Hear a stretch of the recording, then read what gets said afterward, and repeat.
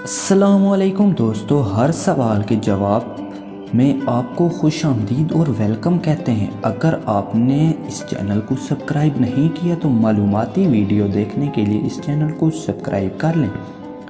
جیسے ہی آپ سبسکرائب کریں گے تو ساتھ میں ایک بیل کا نشان آئے گا۔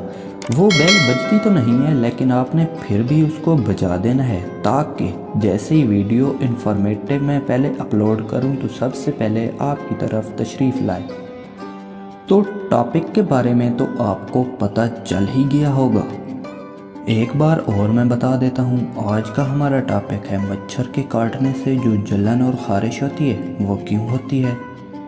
مچھر کو تو ہم سبھی جانتے ہی ہوں گے، اگر نہیں جانتے تو گرمیوں میں آپ جان ہی جائیں گے۔ مچھر ایک ایسا کیڑا یا پتنگا ہے جو ہماری رات کی نیند حرام کر دیتا ہے۔ جب ہم رات کو سوتے ہیں تو وہ اچانک ہی ہمارے کان کے پاس آ کر بھیں کر کے کاٹ کر اچانک چلا جاتا ہے، پھر ہمارے جسم کو بھی جلن ہونے لگتی ہے۔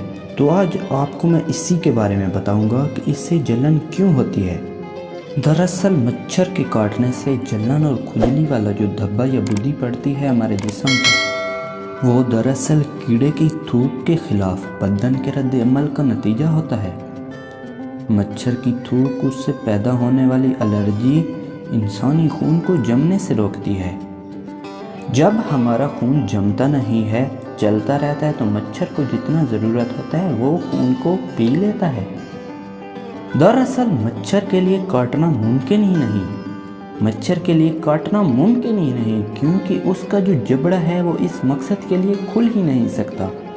اس کی جو سونڈ ہے اس کے عین درمیان 6 عدد باریک ترین سوئیاں ہوتی ہیں، جنہیں ہم انگلش میں سٹائلیٹس کہا جاتا ہے۔ یہ تیز خنجر جیسی سوئیاں مچھر کے نچلے ہونٹ میں ہوتی ہیں۔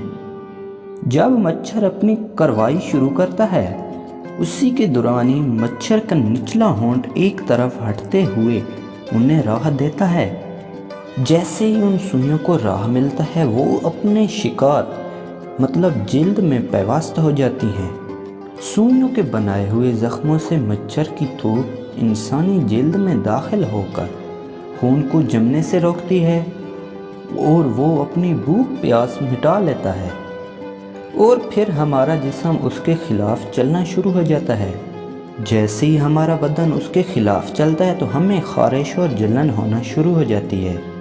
اور ایک کی بات یاد رکھیں کہ مچھر کی 3000 یا اس سے بھی زائد قسموں میں سے صرف چند اقسام ہی انسانوں اور جانوروں پر حملہ آور ہوتے ہیں۔ ان میں سے صرف یہ کام مادہ ہی کرتی ہیں، نر مچھر بالکل نہیں کاٹتا۔ انسانوں اور جانوروں کو لاحق مہلک ترین بیماریوں میں بھی کئی ایک مچھر کی پھیلائی ہوئی بیماریاں ہوتی ہیں۔